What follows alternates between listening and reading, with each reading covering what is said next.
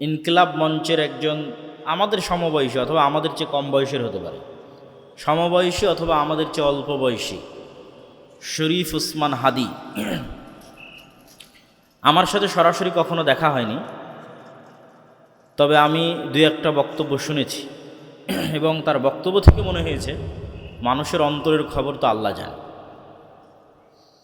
একমাত্র আল্লাহই হচ্ছে আলিমুম বিজাতিস সুদূর।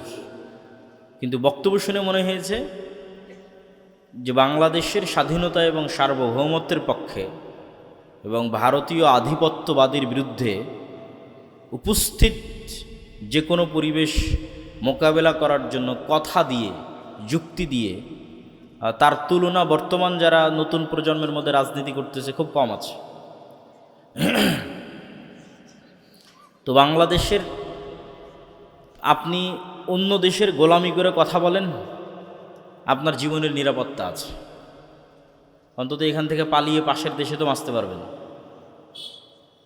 তাহলে ভিন্ন দেশের গোলামি করলে জীবনের নিরাপত্তা আছে, বাংলাদেশের পক্ষে কথা বললে জীবনের নিরাপত্তা নাই। বাংলাদেশের স্বাধীনতা এবং সার্বভৌমত্বের পক্ষে দাঁড়ালে আপনার জীবনের নিরাপত্তা নাই। এটাই প্রমাণ করে যে বাংলাদেশের স্বাধীনতার মূল্য কি, আর বাংলাদেশের পক্ষে কথা বলার মূল্য কি, আর একটা মুসলমানের জীবনের মূল্য কি।